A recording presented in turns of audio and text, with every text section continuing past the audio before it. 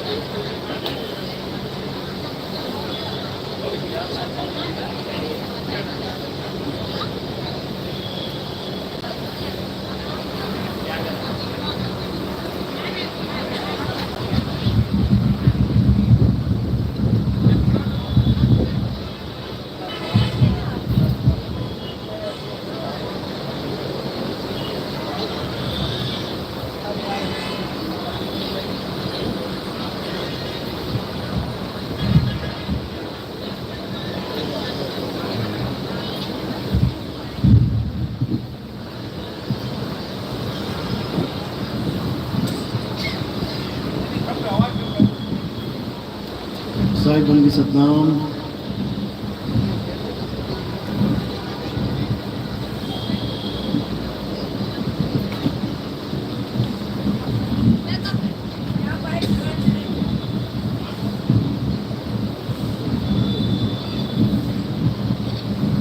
तो आज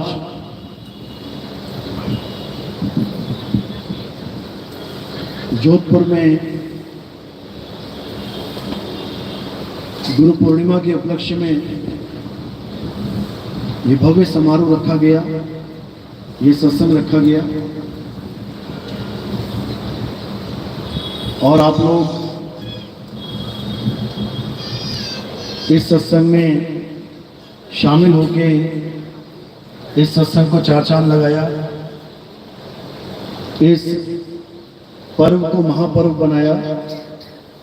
इसके लिए सबको दिल से शुभकामनाएं देता हूं।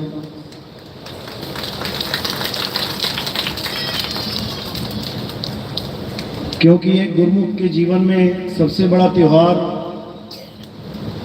गुरु पूर्णिमा का ही त्योहार होता है, जहां पर वो अपने गुरु के द्वारा दिया हुआ ज्ञान इसको अपनाकर उस बताए हुए मार्ग पे चलने के लिए प्रण करता है, हिम्मत करता है कि मैं अपने गुरु के बताए मार्ग पे चलूं और ये जन्म मरण का रोग जो मुझे लगा हुआ है इसको मैं ख़त्म कर दूं। इसलिए बाकी त्योहारों को नीचे रखा गया है।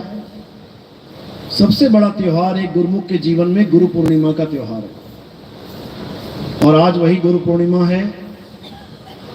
तो आज गुरु पूर्णिमा के उपलक्ष्य में ये भव्य समारोह रखा गया है और मैं अरदास करूंगा कि जो भगत सत्संग में आए हैं और जो नहीं भी आ पाए हैं, लाइव देख रहे हैं, इसी जीवन में सबका कल्याण हो, सबका मंगल हो, सबको इसी जन्म में मुक्ति मिले, दोबारा किसी माँ का गर्भ देखने की जरूरत ना पड़े।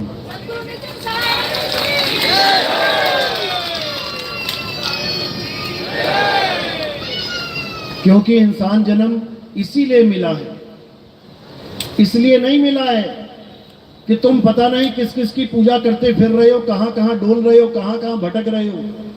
कोई कहता है तुझे बीमारी है, वहां चला जा, वहां चला गया। कोई कह रहा तेरा काम धंधा नहीं चल रहा, वहां चला जा, वहां चला गया। कोई कह रहा है तुझे शादी करने के लिए लड़की नहीं मिल रही, उस बाबा के पास चला जा, हो जाएगा, वहां चला गया, मन्नतें मांग रहा है। किसी को नौकरी नहीं मिल रही, कह रहे वहां चला जा, वहां काम बन जाएगा। यही काम बनाते बनाते पूरा जीवन निकल जाएगा और जो असली काम बनाने आए थे वो अधूरा रह जाएगा। क्या काम बनाने आए थे? इस जन्म मरण से मुक्त होने आए थे। इसीलिए इंसान जन्म मिलता है। और इस इंसान जन्म का कोई मतलब ही नहीं है कि तुम सोचो कि इंसान जन्म बहुत बड़ा जन्म है, मौज मस्ती के लिए मिला है। सबसे ज्यादा दुख इंसान जन्म में ही है। सुबह उठते ही समझ में आने लग जाता है कि पूरे दिन की कमाई करनी है तब रोटी खा पाओगे। गधा, कुत्ता, बिल्ली, हाथी, घोड़ा इतना नहीं सोचता जितना इंसान सोचता है। डिप्रेशन की गोली इंसान खाता है, गधा नहीं खाता। और इंसान सोच रहा है मैं गधे से ज्यादा अक्लमंद हूं। गधा टेंशन फ्री रहता है, आराम से हरी हरी घास खाता है, और आदमी हरी हरी नोट के चक्कर में सारा जन्म बर्बाद कर देता है। तो आज अपने जीवन के लक्ष्य को अच्छे से समझना है, तब समझो कि इस त्योहार को आप मना पाए। अगर नाम दीक्षा लेकर भी, आत्मज्ञान में आकर भी अगर धक्के ही खाने हैं अभी भी, तो समझ लो कि ये त्योहार आपके लिए है ही नहीं। तो इसीलिए गुरु की महिमा सबसे बड़ी महिमा है। देवी देवताओं को नीचे रखा गया है, पितरों को, भूत प्रेतों को, यक्षों को, किन्नरों को नीचे रखा गया है। गण गंधर्व नीचे हैं, सबसे ऊपर कौन है? देवों के देव महादेव गुरुदेव। तो बोला गुरु बड़े गोविंद से और मन में देख विचार, हरि सुमिरे सो वार है और गुरु सुमिरे सो पार। तो आज हम उसी गुरु की महिमा गाएंगे जिस गुरु की महिमा सब संतों ने गाई, भगवानों ने गाई, राम जी ने गाई, कृष्ण जी ने गाई, सबने गाई। तो आज हम उसी गुरु की महिमा गाएंगे। तो आज का सत्संग शुरू करने से पहले परम पिता परमात्मा के चरणों में एक जयकारा लगाएंगे और फिर सत्संग शुरू करेंगे। बोलिए परम पिता परमात्मा की, सदगुरु बंदी छोड़ कबीर साहेब की, सभी संतों की, सभी भक्तों की, आज के आनंद की, इस गांव नगर बस्ती की, सदगुरु मदनपति साहेब की, दीवान जौहरपति साहेब की, सदगुरु राम सेवक साहेब की, सदगुरु बराकपति साहेब की, कलीनापुर धाम की, सभी संतों की, सकल हंस को बंदगी साहेब बंदगी सतनाम सतनाम।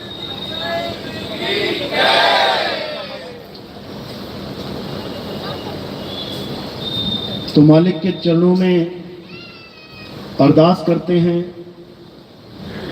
कि ये आवाज जहां तक जा रही है, जो भी इस सत्संग को सुन रहा है, उस पर मालिक के विवेक की ऐसी बारिश हो जाए, ऐसा विवेक जाग जाए कि ये जीव जो जन्मों जन्मों से सो रहा है ये जाग जाए।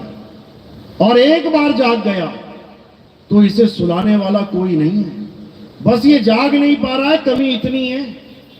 अगर इसको ऐसा गुरु मिल गया जो इसको जगा दे, तो मेरे भाई आप नहीं सोच सकते कि आपका क्या हो जाएगा। जन्म मरण से छुटकारा हो जाएगा, आत्म कल्याण हो जाएगा। लेकिन जो इसको जगाता है ये उसी का दुश्मन बन जाता है।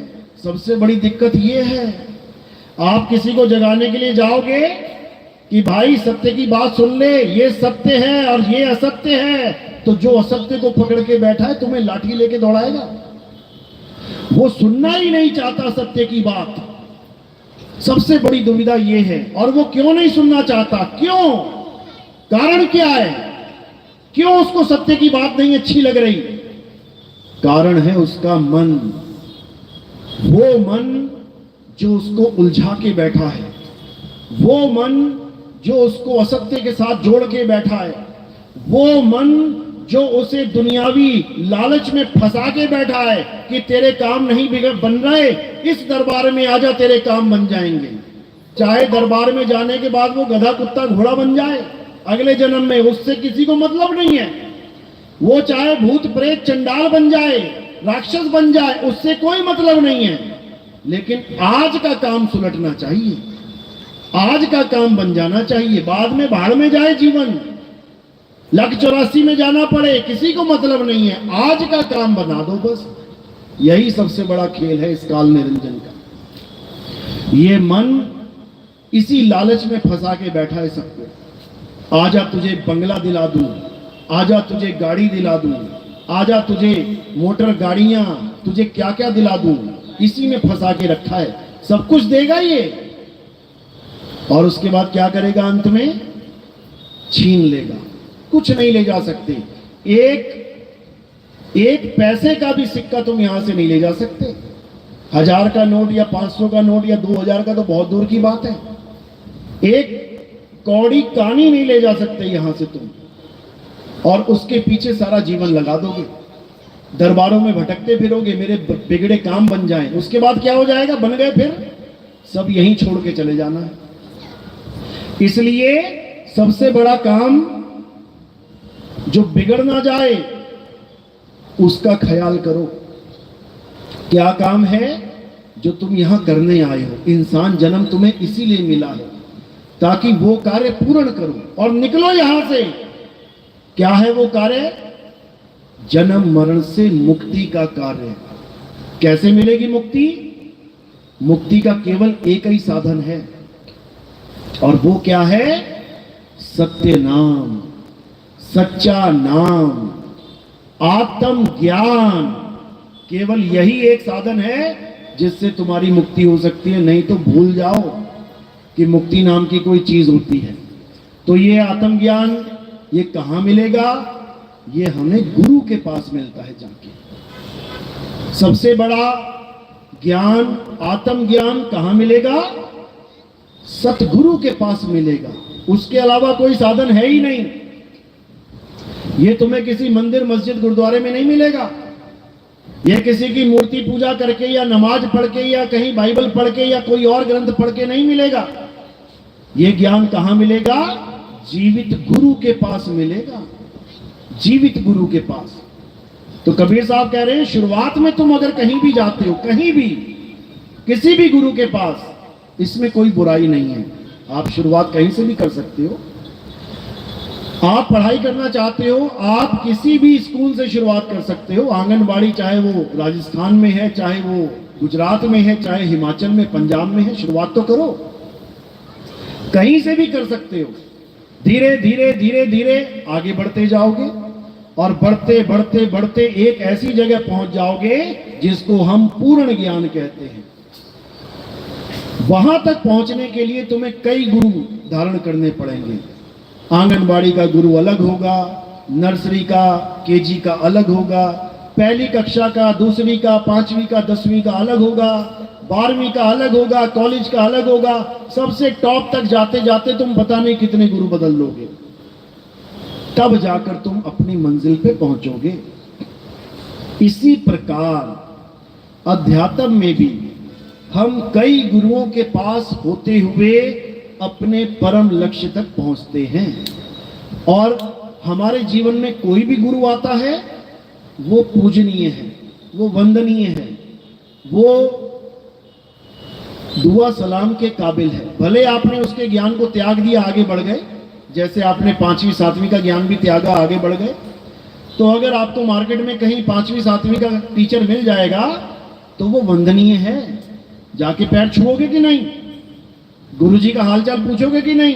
धन्यवाद करोगे कि नहीं कि गुरुजी आपने बहुत अच्छा पढ़ाया था तभी पास हो पाया मैं, नहीं तो अटक गया होता 5वीं में।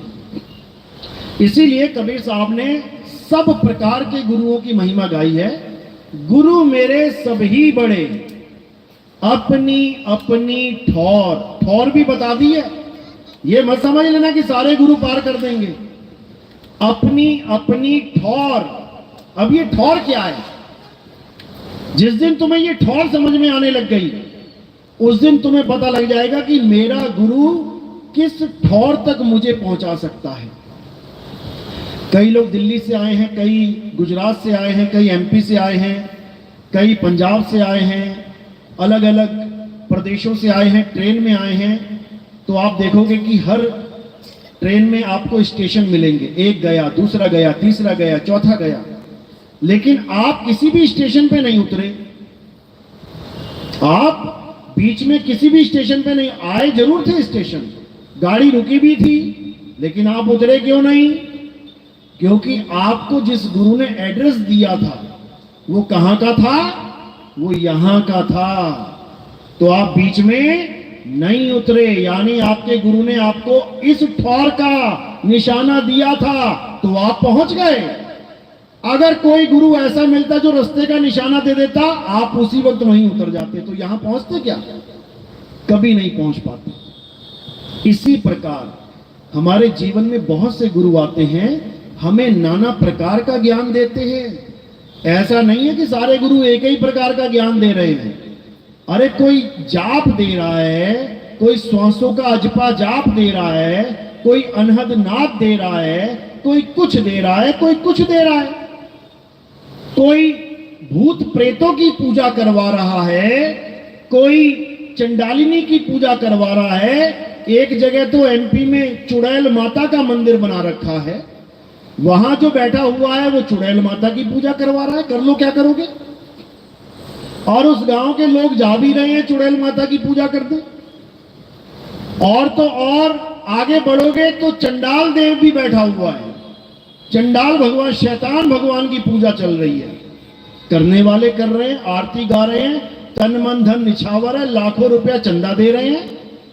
और आगे बढ़ोगे, एक एमपी में, पता नहीं राजस्थान में कहां मंदिर है, वो कुतिया माता का मंदिर है। कुतिया माता का मंदिर, यानी देवताओं की कमी पड़ गई हमारे धर्म में, अब कुतिया की पूजा करेंगे हम सारे मिलके। तो ऐसे भी मंदिर हैं, और वहां भी गुरु बैठा है, वो भी आरती करवा रहा है पूरी पूरी, और लोग पूरी श्रद्धा से कर रहे हैं। हालांकि बुराई नहीं है, कम से कम कुछ तो कर रहे हैं, कुछ तो कर रहे हैं, कुछ नहीं से कुछ भला। और गुरु आगे आ जाओ, अभी रावण का मंदिर है एक वहां पे एमपी में। सारे मंदिर मुझे एमपी में ही दिखाई देते हैं ऐसे। एक मंदिर ऐसा है जहां दुर्योधन की पूजा होती है, साथ में कर्ण को भी भगवान बना रखा है, कर्ण की पूजा हो रही है। क्यों? दानवीर था। अरे भले दानवीर था, लेकिन था तो अधर्मी, अधर्म के साथ खड़ा था, इसलिए तो नाश हुआ उसका। अगर धर्म के साथ खड़ा होता तो 5 पांडव में से एक भी ना मरा, कर्ण भी नहीं मरता। अगर धर्म के साथ खड़ा होता तो, लेकिन धर्म के साथ नहीं था तो मारा गया। तो भैया पूजनीय थोड़ी नहीं है कि तुम उसकी पूजा करो। हाँ, उसमें एक गुण था कि वो दानी था, ठीक है, तुमने मान लिया वो दानी है, इतना बहुत है। लोग आज भी कर्ण को इज्जत देते हैं कि भैया दानी था, ठीक है, अच्छी बात है, लेकिन पूजनीय नहीं है कि तुम भगवान की तरह उसकी पूजा करने लग जाओ। दानवीर तो रावण भी था। कर्ण ने क्या सिरदान दिए थे? कर्ण ने क्या सिरदान दिया था? रावण ने कितनी बार सिर काट के चढ़ाया। तो फिर तो वो महादानी है, दानियों से भी दानी बड़ा है वो।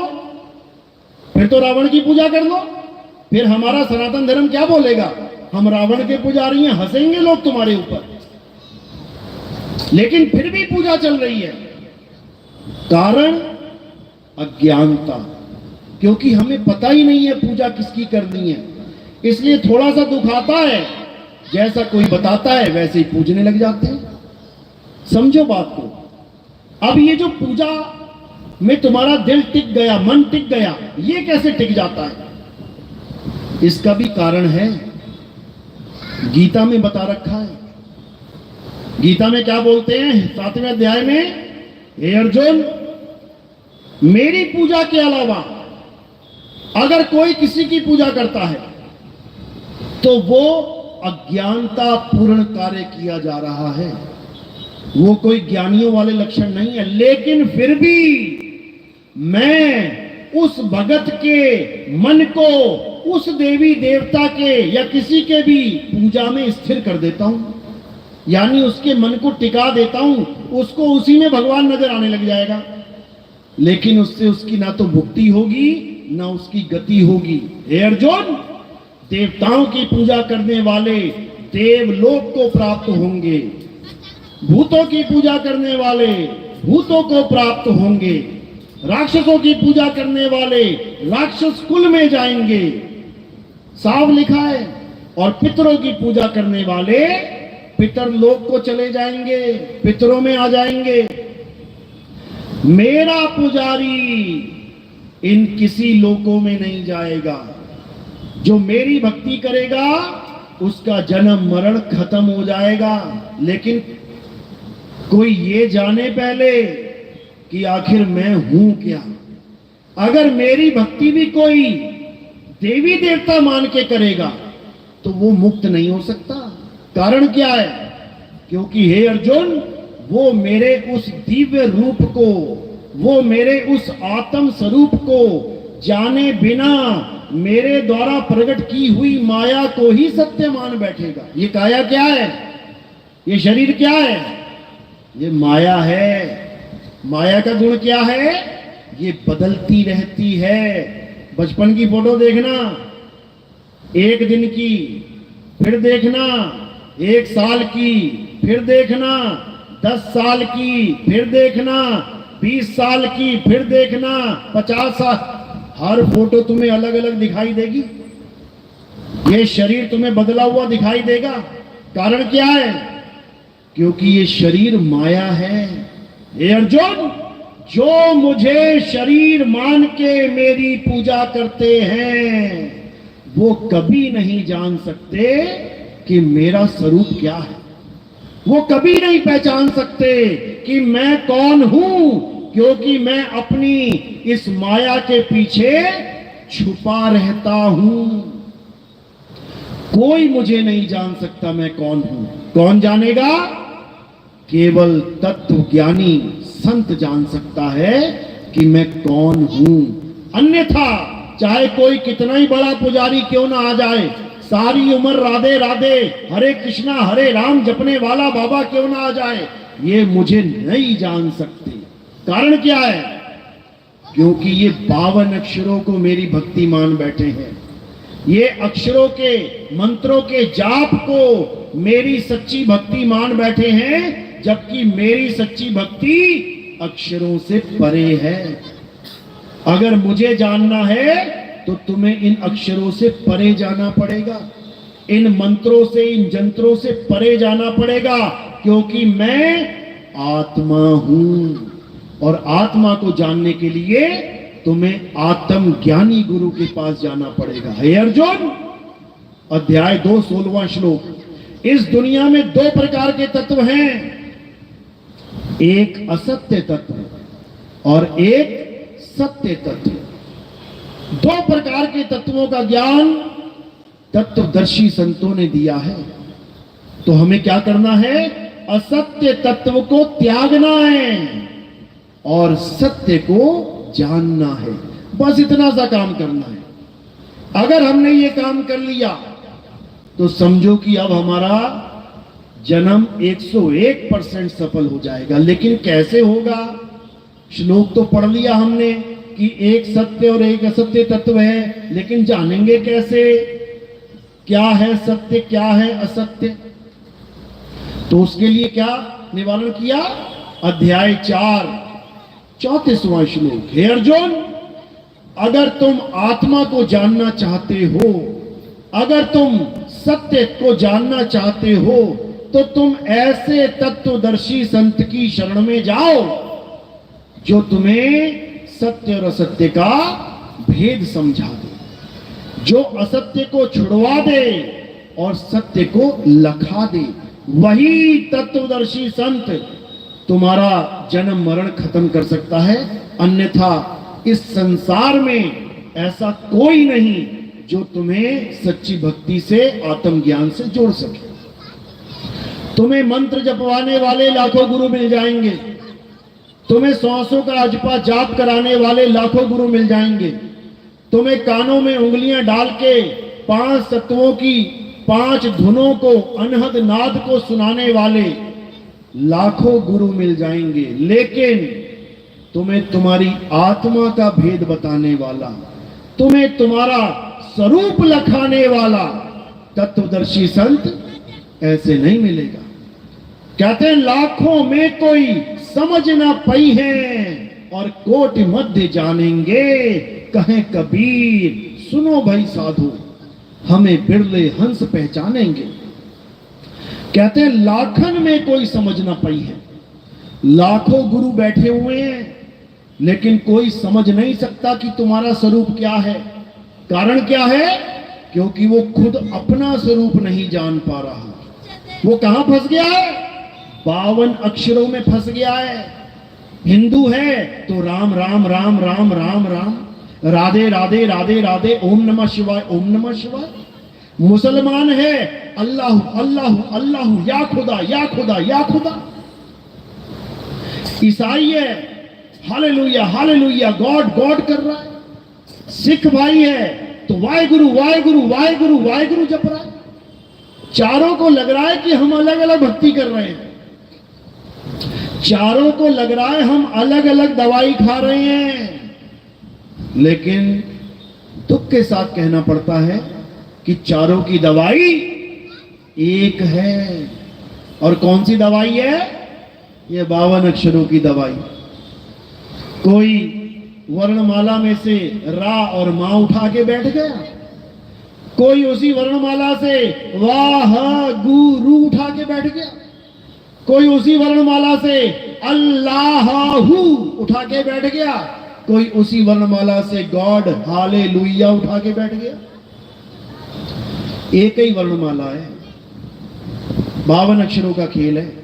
और लोग सोच रहे हैं कि नहीं, हमारी भक्ति तो हिंदुओं से अलग है, हमारी मुसलमानों से अलग है, हमारी सिखों से, हमारी ईसाइयों से अलग है। अरे सब एक ही लेके बैठे हो।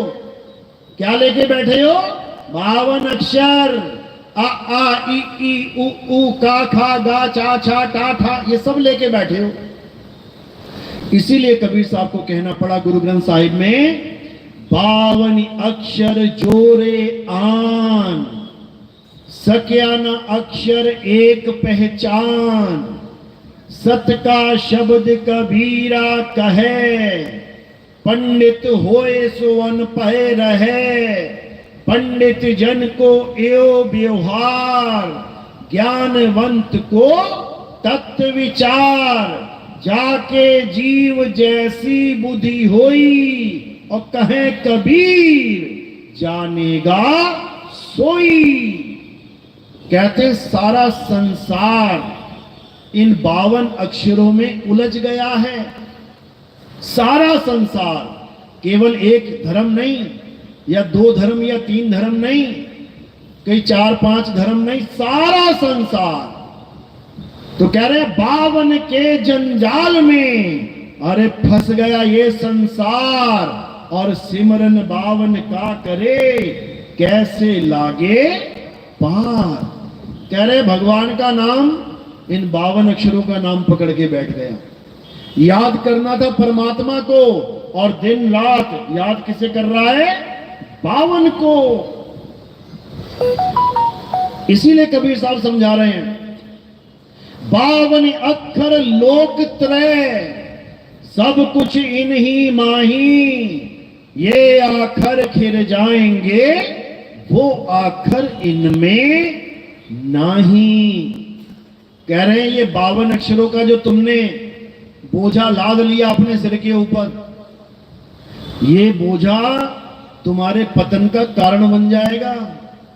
ये बोझा जितना जल्दी हो सके उतार दो और अपनी आत्मा का ज्ञान समझ लो।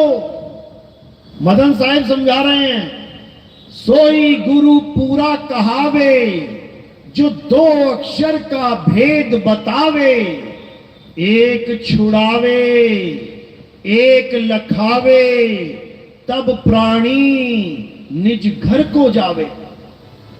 कह रहे गुरु तो बहुत है संसार में, लेकिन तुम्हें ऐसा गुरु चाहिए जो इन 52 अक्षरों की डोरी तोड़ दे, बांध ना दे 52 में। 52 अक्षरों के जाल को तोड़ना है। तो कह रहे हैं 52 अक्षर जीव आधारा, आदि अक्षर जीभ्या से न्यारा। इन 52 अक्षरों का आधार क्या है? ये जीभ। तुम्हारी जीभ मुंह में चल रही है ना, बढ़िया खूब नाम जप रहे हो खूब, और जैसे ही ये जीभ काम करना बंद कर गई, लकवा मार गया ना, करते फिरोगे, एक नाम भी ना निकल पाएगा मुंह से। किसी ने कहीं जीभ गलती से काट दी ना, तो सारी उम्र एक नाम ना ले पाओगे, आ करोगे बस। तब कहां चले जाएंगे ये भगवान के नाम? तब कहां चली जाएगी तुम्हारी मुक्ति? समझ लो बात को। तो कह रहे हैं जो नर पड़े 52 के फेरा, सो नर जानो काल का चेहरा। जब 52 का टूटे डोरा, सहजे छूटे काल झकोरा। फिर नहीं आए फिर नहीं जाए, सार शब्द में रहे समाये। कहते हैं जो तुम्हें 52 के साथ जोड़ रहा है और तुम्हें ये पूरा भरोसा दिलवा रहा है कि तुम्हारी मुक्ति हो जाएगी नाम जाप से, वही काल का चेला है। अब ये काल कौन है? कौन है ये काल? अभी समझ में नहीं आ रहा। जिस दिन समझ में आ गया ना, जमीन निकल जाएगी पैरों से। तो क्या समझा रहे हैं? जो नर पड़े 52 के फेरा, चाहे कोई हिंदू है, चाहे मुसलमान, चाहे सिख, चाहे ईसाई, अगर वो कोई भी नाम जप रहा है और उसको लगता है कि नाम जपने से मेरी मुक्ति हो जाएगी, उसको ऐसा गुरु मिल गया जिसने पूरा भरोसा दिलवा दिया, बेटा नाम जाप से तेरी मुक्ति हो जाएगी, तो समझ लेना वही गुरु कौन है? काल का चेला है वो काल का नाम जपवाने आया है। क्योंकि काल भगवान के नाम सब 52 अक्षरी नाम हैं और परमात्मा का नाम 52 से परे है। गरीबदास जी महाराज क्या कह रहे हैं?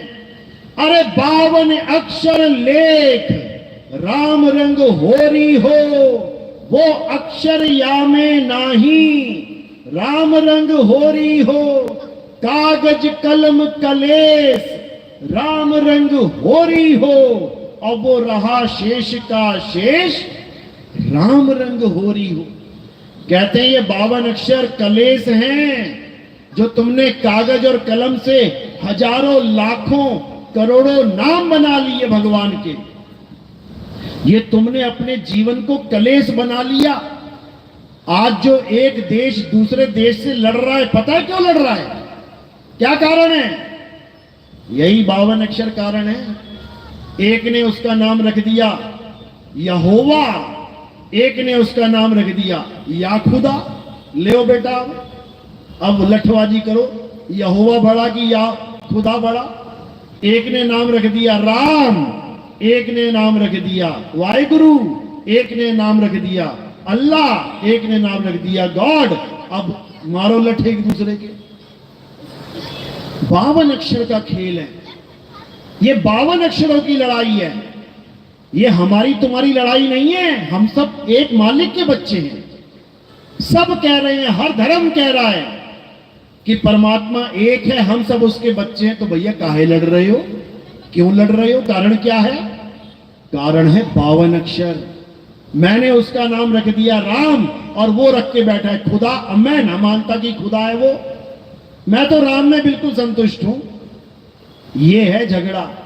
सबकी जुबान काट दी जाए, सारे अक्षरों को खत्म कर दिया जाए, कागज कलम खत्म कर दी जाए, सारे 52 अक्षर ध्वस्त कर दिए जाएं। अब बताओ तुम्हारे भगवान का क्या नाम है? कौन सा मंत्र जाप करोगे? कौन सा ग्रंथ लिखा है? क्या पढ़ोगे? कुछ नहीं, क्योंकि ये सारा खेल 52 अक्षर का है। सारा खेल 52 अक्षर का है। सारी आरतियां भगवानों की, ओम जय जगदीश हरे, जय संतोषी माता, जय पिता जय बाबा सब 52 का खेल है। सारे ग्रंथ वेद पुराण गीता भागवत उपनिषद सब 52 का खेल है। बाइबल कुरान पुराण सारा 52 का खेल है। सारी नमाजें सारी प्रेयर सारी अरदासें सब 52 का खेल है। ये सारा 52 का ही तो खेल है मेरे भाई। और इसी 52 में उलझ पुलझ के सारा संसार ऐसी कगार पे आ गया है कि कभी भी परमाणु बटन दब सकता है, केवल इस 52 के चक्कर में। समझ लो, अगर ये 52 का खेल ना हो तो सब भाई भाई एक दूसरे की मदद करें, एक दूसरे से प्यार करें, एक दूसरे के सुख दुख को समझें, लेकिन नहीं, 52 इनको इंसान से प्यारा है। बोल जय श्री राम वरना गला काट दूंगा, बोल अल्लाहू अकबर वरना जान से मार दूंगा। इनको 52 प्यारा है। इनको अपने भगवान की बनाई संतान प्यारी नहीं है। इनको अपना भाई प्यारा नहीं है। मुसलमान नहीं सोच रहा है कि यहूदी हमारे भाई हैं। अल्लाह ने ही यहूदियों को भी बनाया है। यहूदी नहीं सोच रहा है कि मुसलमान उनके यहोवा के ही बच्चे हैं। मुसलमानों को किसी और ने नहीं बनाया। हिंदू नहीं समझ रहा है कि ईसाई सिख मुसलमान उसी परमेश्वर के बच्चे हैं जिसने उसको बनाया है, उसी ने सबको बनाया है। नहीं मानने को तैयार है, क्योंकि 52 प्यारा है। 52 छूटने का नाम नहीं ले रहा। इसीलिए सब संतों ने सबसे पहले 52 पे प्रहार किया है। 52 पे समझ जाओ तो क्या कह रहे हैं? 52 अक्षर लोक त्रय सब कुछ इन्हीं माही, और ये अक्षर खिर जाएंगे वो अक्षर इनमें नहीं। यानी अब हमें वो अक्षर जानना है जो 52 से परे है। और वो क्या है? वो आत्म अक्षर है, वो आदि अक्षर है, वो आत्म राम है, वो आत्म स्वरूप है जो 52 से परे है। जब ये काका गागा नहीं थी, जब ये ABCD नहीं थी, जब ये ऊड़ा एड़ा ईड़ी नहीं थी, जब ये अलिफ बे ते पे नहीं था, तब क्या था? जब ये संसार नहीं था, जब ये इंसान नहीं था, तब क्या था? आत्मा थी। ये आत्मा सदा सदा से थी, सदा सदा है, सदा सदा रहेगी। इस आत्मा का ना तो कभी जन्म होता है, ना ही इस आत्मा की कभी मृत्यु होती है। हे अर्जुन, ये आत्मा अजन्मा है, नित्य है, शाश्वत है, पुरातन है। ये आत्मा ही सत्य सनातन है। तो नितिन दास इसी सत्य सनातन धर्म की पूजा करता है और इसी सत्य सनातन धर्म का प्रचार करता है। सत्य सनातन धर्म का मतलब ये बिल्कुल नहीं है कि तुम किसी देवी देवता की पूजा करो, या तुम किसी पत्थर को भगवान मानो, या तुम किसी नदियों में स्नान करने को सत्य सनातन धर्म समझो। बिल्कुल नहीं, बिल्कुल नहीं। सत्य सनातन धर्म की डेफिनेशन क्या है?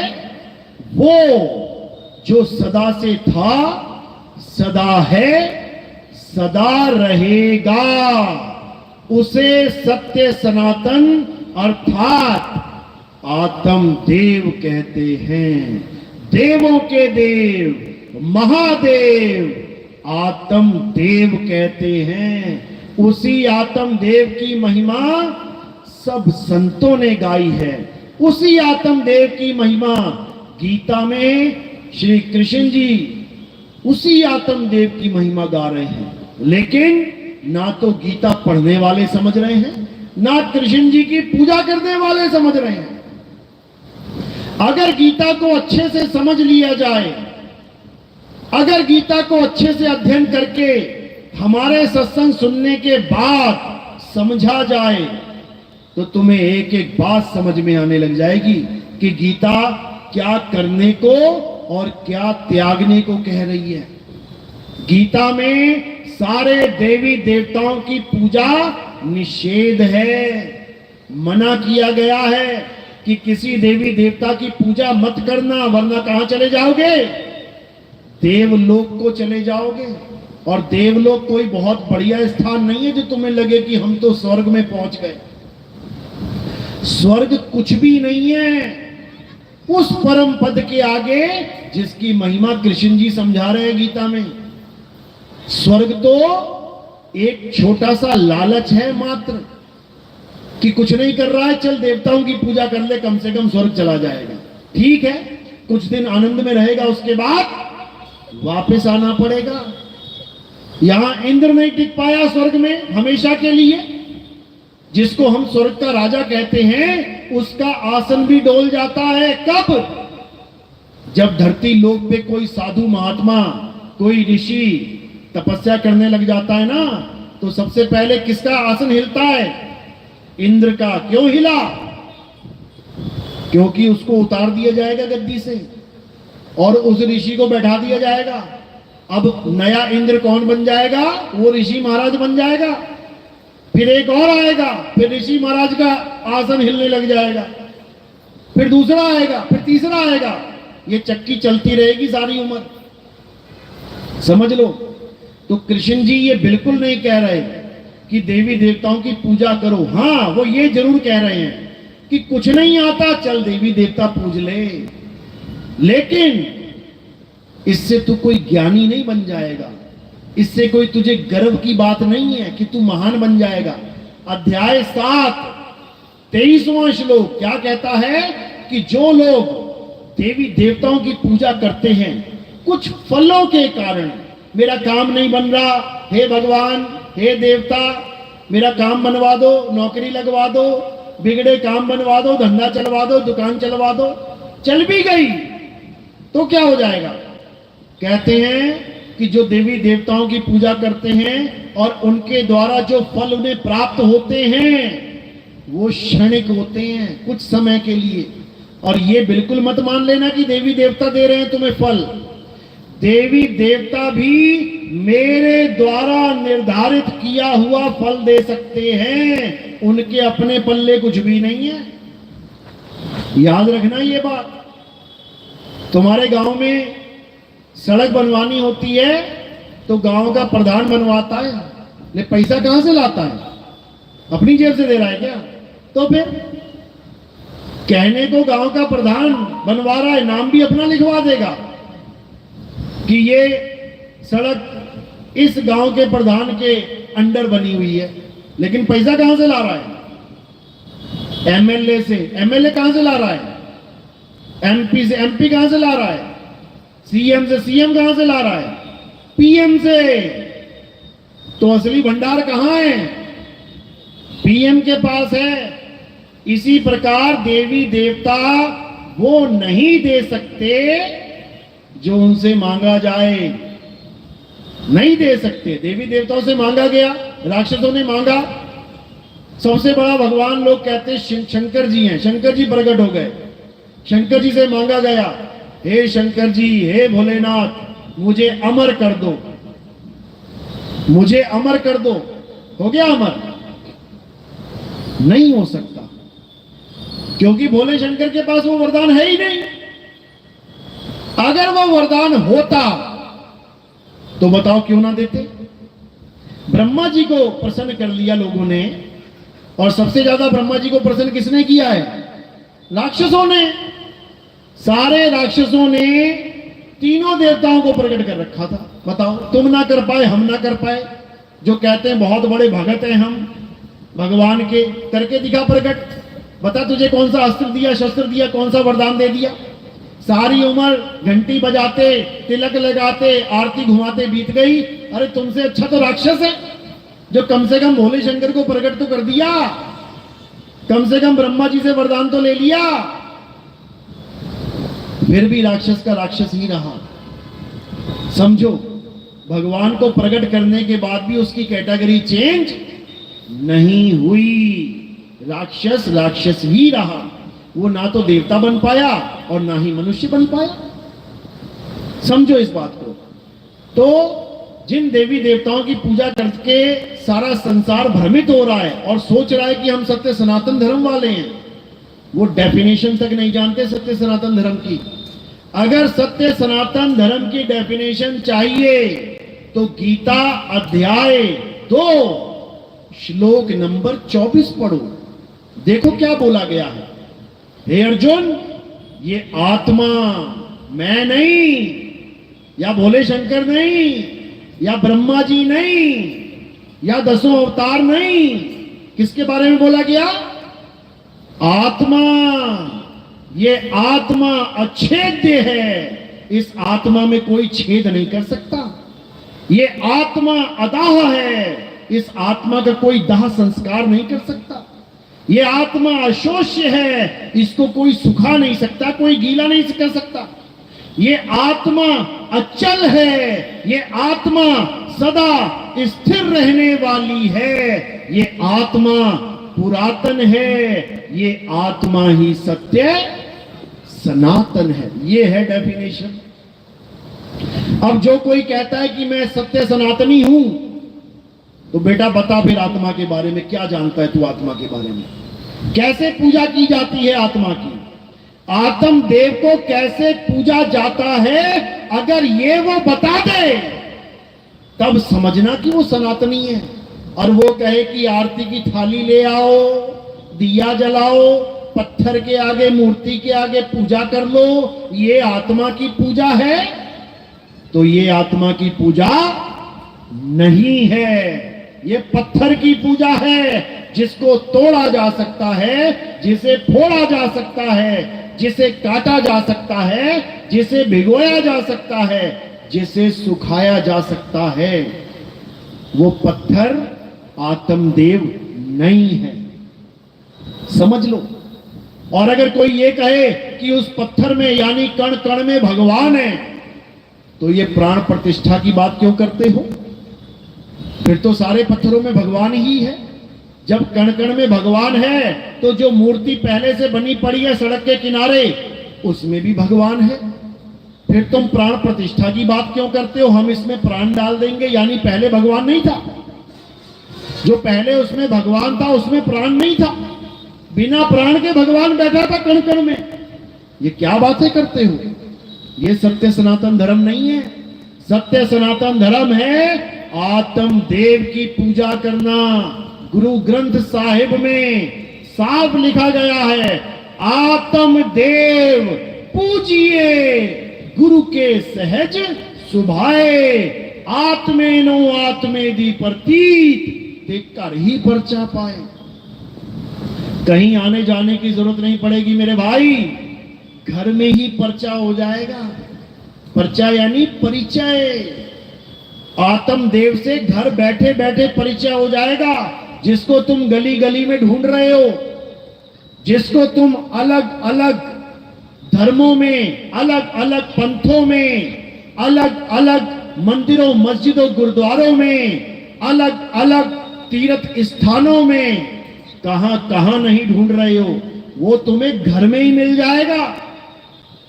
तो गुरु ग्रंथ साहब में साफ बताया गया, हृदय नाम ध्याओ, घर बैठे प्रभु पाओ। तुम्हें घर बैठे प्रभु मिलेगा, क्योंकि प्रभु तुम्हारे घर में ही बैठा है। लेकिन तुम्हें अपने घर का पता ही नहीं है कि मेरा घर है कहां। तुम फंस गए काल के जाल में। तुम मान बैठे इस 3 लोक को अपना घर, तुम मान बैठे इस काया को अपना घर, इसलिए भ्रमित हो गए। जब तुम्हें यह समझ में आ जाएगा कि मेरा घर कहां है, गुरु तुम्हें बताएगा कि तुम्हारा घर कहां है, तब तुम्हें समझ में आएगा कि मेरा निज घर कहां है। तो साहिब क्या समझा रहे हैं? अरे आए हो तुम कहां से और जाना तुम्हें कहां है, इतना बस विचार लो, हो गया भजन मन की तरंग मार लो, हो गया भजन आदत बुरी सुधार लो, हो गया भजन। क्या तुम राम राम जप रहे हो, क्या अल्लाह अल्लाह, क्या वाहिगुरु वाहिगुरु जप रहे हो? इन 52 अक्षरों के भरोसे मत बैठना।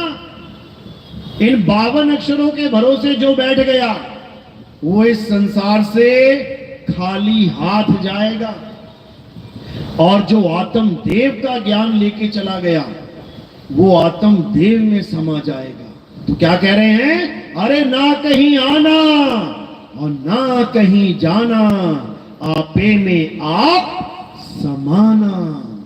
तुम ऐसे शब्द में समाओगे कि दोबारा वापस नहीं आओगे। तो कह रहे हैं सूरत फंसी संसार में, तासे पड़ गई दूर और सूरत बांध स्थिर करो, आठों पहर हुजूर। कहां स्थिर करोगे? आत्म देव में स्थिर करना है। किसी काया में स्थिर मत कर लेना, किसी मंदिर में स्थिर मत कर लेना।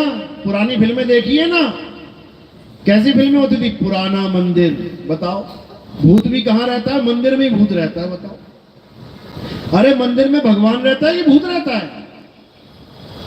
ये बिल्कुल सही बातें बताई गई हैं, गुरु ग्रंथ साहब में लिखा हुआ है, अंत काले जो मंदिर सिमरे, ऐसी चिंता में देह मरे, अंत काल वो कौन सी जोनी मिलेगी?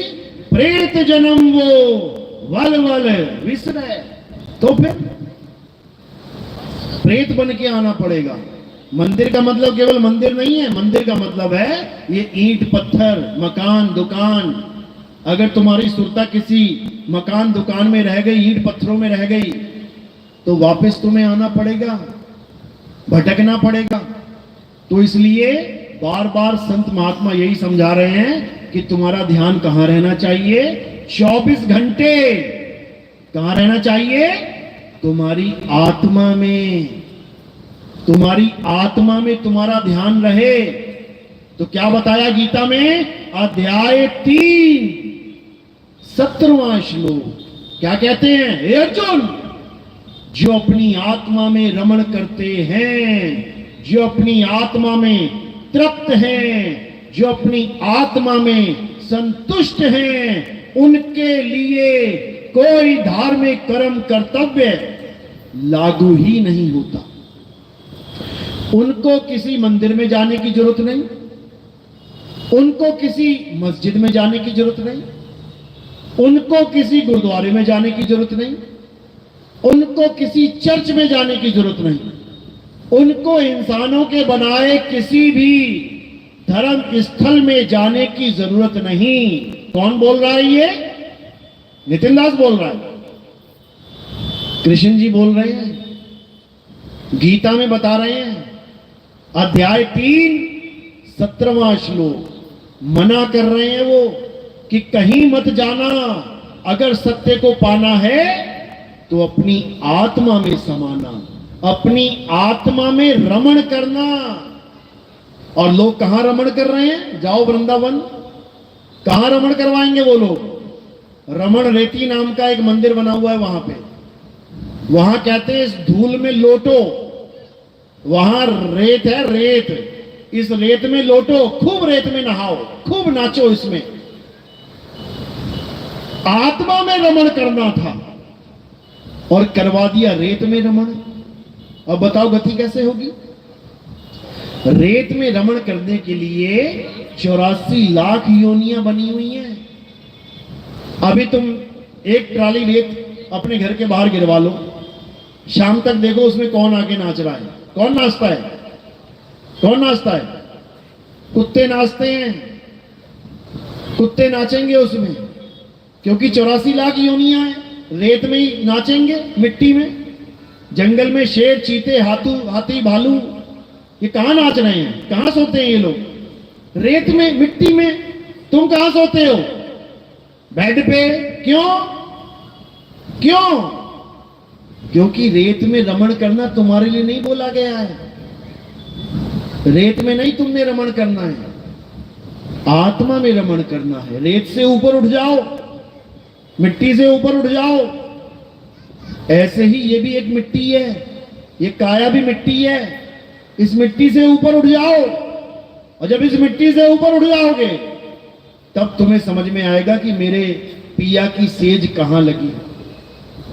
कहते गगन मंडल में सेज पिया की, मिलना किस विधि होए। कैसे मिलूं मैं जाके, मेरे पिया की सेज गगन मंडल में लगी हुई है।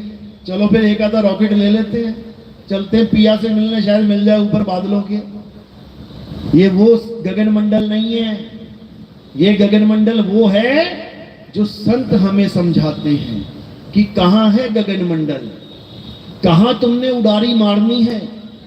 तुमने अलल पक्षी की तरह उड़ के जाना है वहां पे, तब तुम्हारी मुक्ति होगी, तब तुम्हें वो परमात्मा मिलेगा, नहीं तो नहीं मिलेगा। तो कहते हैं शब्द विहंगम चाल हमारी, और कहे कबीर सतगुरदई तारी, खुले कपाट शब्द झन कारी, पिंड यंड के पार स्वदेश हमारा है, और कर नैनो दीदार महल में प्यारा है।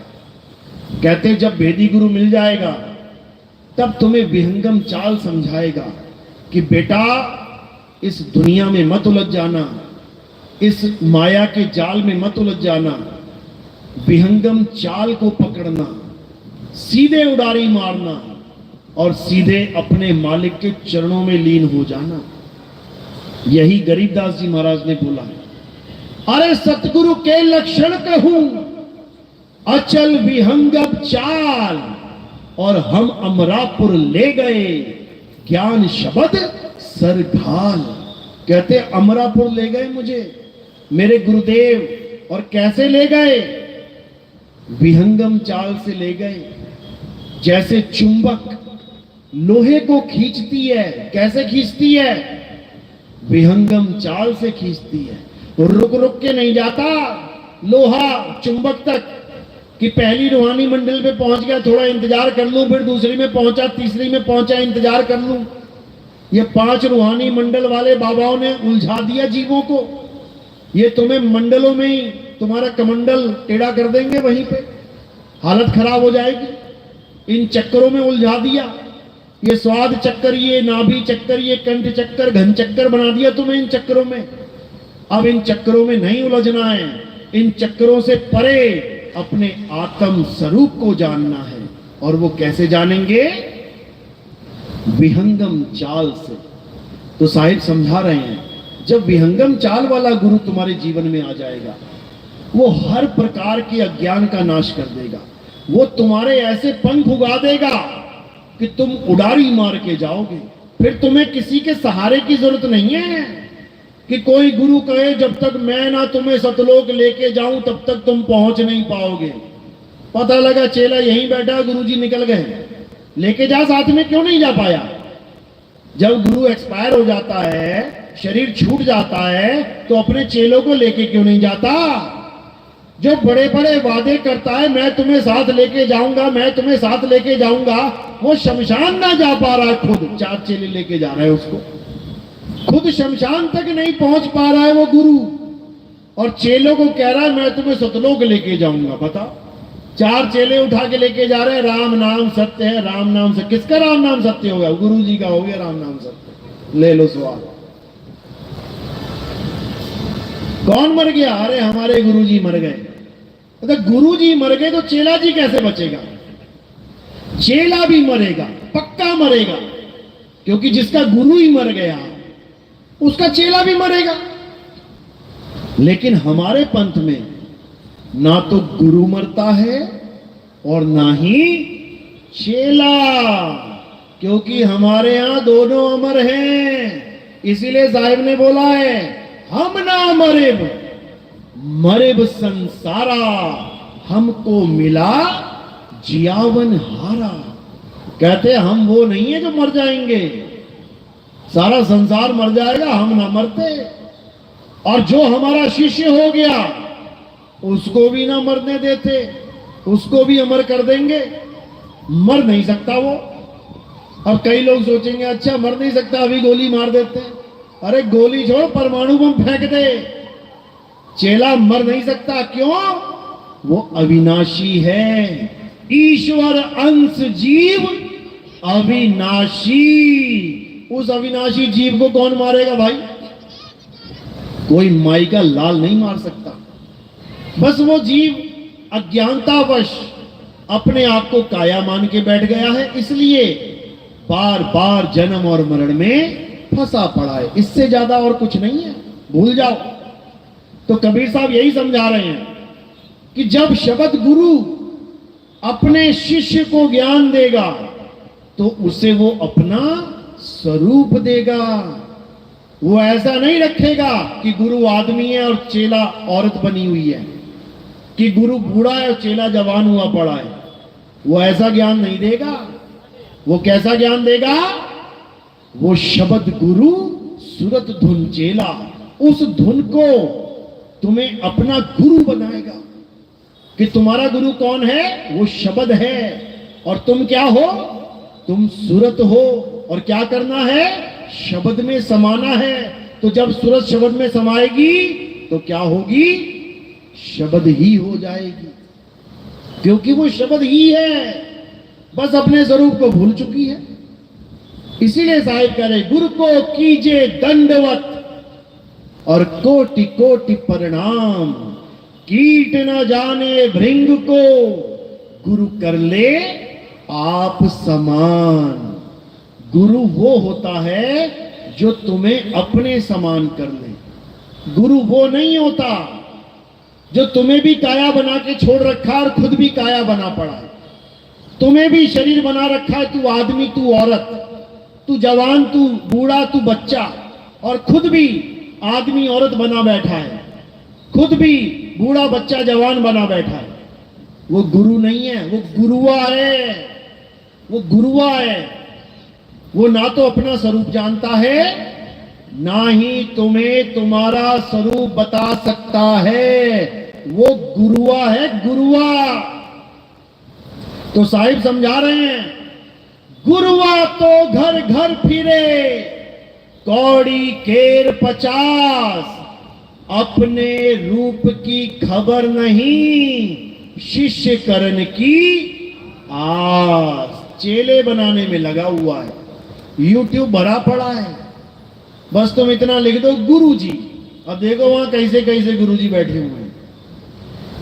तुम सोच भी नहीं सकते कि किस किस की पूजा करवा रहे हैं। तुम्हारा दिमाग खराब हो जाएगा देख देख के। लेकिन वो भी इज्जत प्राप्त कर रहे हैं, वो भी मान बढ़ाई प्राप्त कर रहे हैं, उनको भी लाखों का दान चंदा आ रहा है, बड़े बड़े आश्रम उन्होंने भी बना लिए हैं, लेकिन वो सतगुरु नहीं हो सकते, वो झूठे गुरु हैं।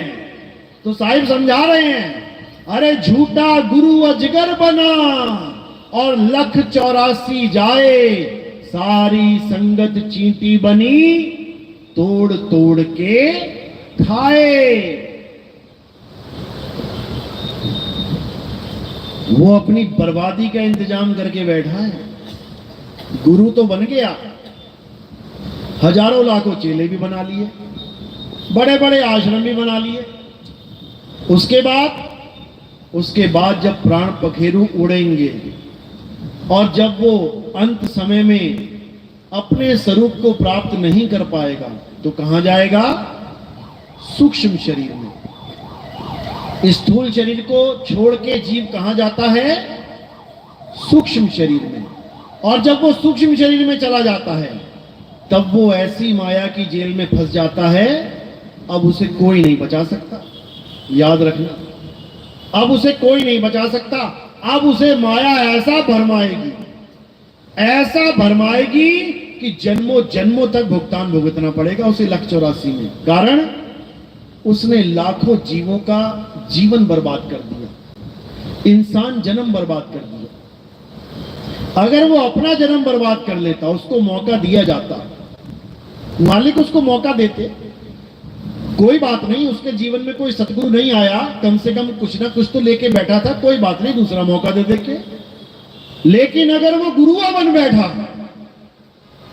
खुद तो अज्ञानी है और दूसरों को ज्ञान का सहारा देने लगा, खुद तो अपने स्वरूप को कभी जाना नहीं और दूसरों को स्वरूप का ज्ञान देने लगा, क्योंकि हमारी नकल मार मार के आज स्वरूप ज्ञानी भी बन बैठे हैं लोग। पत्थर पूजने वाले, मंत्र जपने वाले आज हमारी डिट्टो कॉपी कर रहे हैं लोग, और उन्हें लग रहा है कि बहुत बड़ा काम कर रहे हैं। बहुत बड़ा काम नहीं कर रहे हो भाई, ये तुम अपने सत्यानाश का इंतजाम कर रहे हो।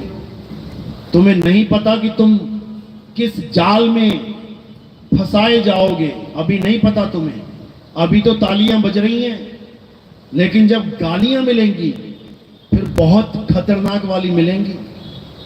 जो घोड़ा दौड़ाता है वो चाबुक भी मारता है और साथ में गाली भी देता है। जो हल जोतता है बैल को चाबुक भी मारता है और गाली भी देता है। जब गधे के पीठ पे मिट्टी ढोई जाती है तो चाबुक भी पड़ता है, गाली भी पड़ती है। तो याद रखना, आज की ताली ये कल की गाली बन के सामने आएगी। इसलिए इससे अच्छा है कि चलो ठीक है, चोरी कर रहे हो, लेकिन कम से कम उसका नाम ले लेना चाहिए जिसका ज्ञान तुम कॉपी कर रहे हो, तब तुम ऋण मुक्त हो जाते हो। कई हमारे चेले भी सत्संग करने लग गए हैं। सत्संग करने का तरीका क्या है समझ लो। हालांकि मैंने परमिशन नहीं दी है कि सत्संग करो, लेकिन अगर किसी को दी भी है तो उसका तरीका समझ लो क्या है। हर लाइन बोलने से पहले तुम्हें ये लाइन बोलनी है, हमारे गुरुजी ये कहते हैं, हमारे गुरुजी ये समझाते हैं, ताकि तुम्हें ये ना लगे कि मैं समझाने लग गया। समझो, ये तरीका है ज्ञान समझाने का। अपने गुरु को आगे करो, गुरु की मोहर लगवाओ, तब जाके वो ज्ञान चलेगा। नोट चलाओ, लेकिन साइन गवर्नर के होने चाहिए। और तुम अपने साइन देके चलाने लग जाओगे ना, फिर अंदर हो जाओगे। तो इसलिए गुरु को हमेशा आगे रखना है और ज्ञान समझाओ। ज्ञान समझाने में कोई बुराई नहीं है। ये मनुष्य जन्म मिला इसलिए कि खुद भी समझो और दूसरों को भी समझाओ, ये इसीलिए मिला है। उसके बाद नहीं मिलेगा ये कि कहो कि कुत्ता बन के समझा लूंगा। कुत्ता बन के भाऊ भाऊ करोगे, समझा नहीं पाओगे। बिल्ली बन के म्याऊं म्याऊं करोगे, समझा नहीं पाओगे। खुद नहीं समझोगे, दूसरों को क्या समझाओगे।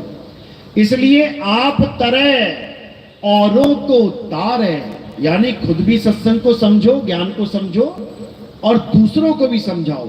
खुद भी आत्मज्ञानी बनो और दूसरों को भी आत्मज्ञान का पाठ पढ़ाओ। तब समझो कि कृष्ण जी का गीता का ज्ञान देना सफल हुआ। अगर कृष्ण जी की मूर्ति पूजते रह गए सारी उम्र, अगर कृष्ण जी का नाम जपते रह गए सारी उम्र, तो समझ लो गीता का ज्ञान देने का कोई मतलब ही नहीं है। वो तो पहले से ही चल रहा था। कृष्ण जी से पहले क्या राम जी नहीं आए थे? राम जी का नाम तब भी चल रहा था। राम जी का नाम में कोई कमी थी क्या जो कृष्ण जी को आना पड़ा नाम जपवाने के लिए कि नहीं राम के साथ मेरा भी नाम जपो, हरे कृष्णा हरे राम हरे कृष्णा हरे राम। केवल राम राम से काम नहीं चल रहा था क्या? और अगर नाम ही जपना है तो केवल 2 अवतारों का क्यों जपे? केवल हरे कृष्णा और हरे राम ही क्यों जपे? फिर तो 9 अवतार आ चुके हैं, फिर तो 9 अवतारों का नाम जपो। पहला अवतार कौन सा है? मछली का, जपो हरे मछली। दूसरा अवतार कछुए का, जपो हरे कछुआ। तीसरा अवतार वरा अवतार जंगली सुअर का, जपो हरे वरा अवतार। क्यों नहीं जप रहे? चौथा अवतार नरसिंह का, हरे नरसिंह क्यों नहीं जप रहे? 5वां अवतार वामन अवतार, क्यों नहीं जप रहे हरे वामन? 6ठा अवतार परशुराम जी का, क्यों नहीं जप रहे हरे परशुराम? 7वां अवतार राम जी का, ये जप रहे हो हरे राम। 8वां अवतार कृष्ण जी का, हरे कृष्ण जप रहे हो।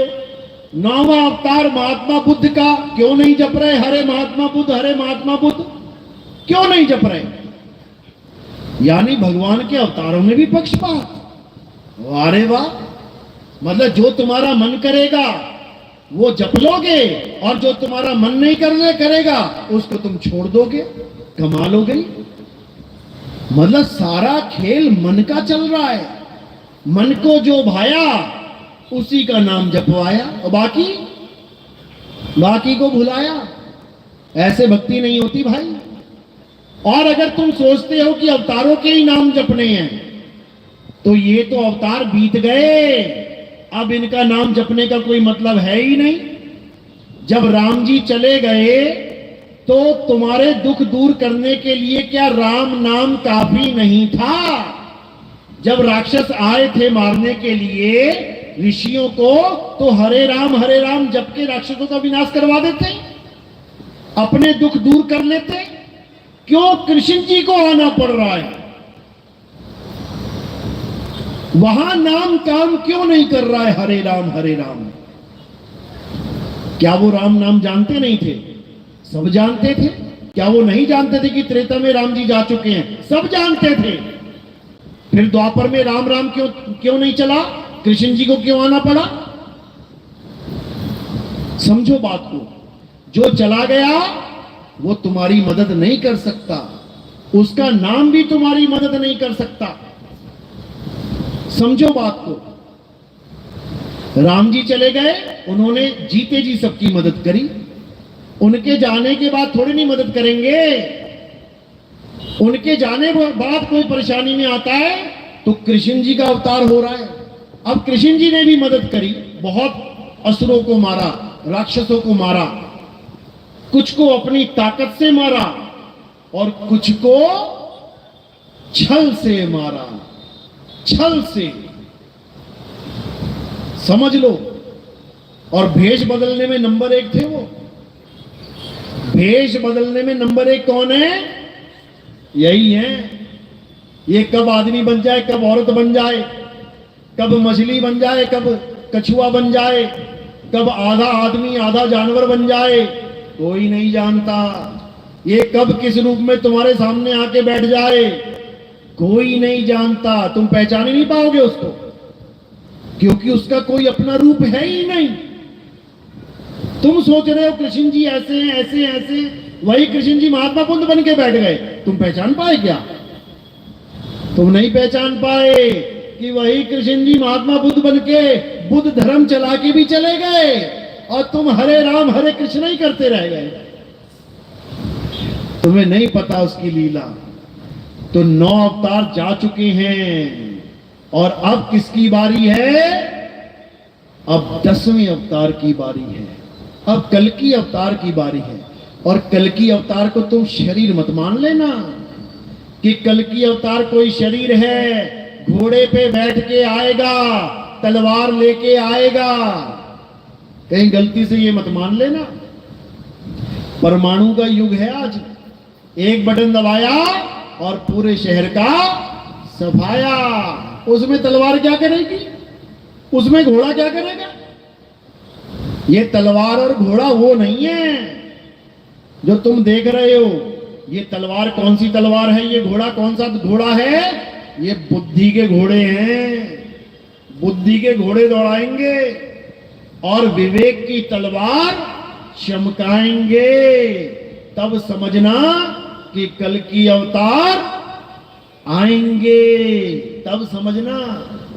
कहीं गलत फहमी में मत रहना कि वो जयपुर में मंदिर है कल की भगवान का, वो घोड़े का पैर जख्मी है और वो ठीक हो जाएगा तब कल की अवतार आएंगे।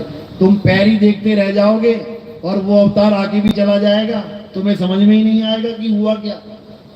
तो इसलिए यही समझाया जा रहा है कि जैसे हर युग में एक अवतार आता है, अपना कार्य करता है और चला जाता है, इसी प्रकार अब कल्कि अवतार की बारी है। अब पुराने अवतारों की पूजा की जरूरत नहीं है, नहीं है। अब क्या करना है? ठीक है, तुमने जो किया किया, तुम्हारे भाव बने रहे, अच्छी बात है। तुमने राम जी की पूजा करी, तुमने श्याम जी की पूजा करी, तुमने सबकी पूजा कर डाली, तुमने भूत प्रेत पूज लिए, तुमने बैल सांप चूहे पूज लिए, नहीं पूजे क्या? सांप की भी पूजा कर डाली। जाते हो मंदिर में, सांप बना होता उसको भी दूध पिला देते, ले तू भी पी ले भाई। लड्डू लेके गए तो सांप के भी मुंह में लगा देते, ले लड्डू खा ले। और जब असली सांप आता है तो क्या करते हो? तो लठ मारते हो उसके। चूहों का मंदिर है, जाके चूहों के मंदिरों में दूध पिला रहे हो।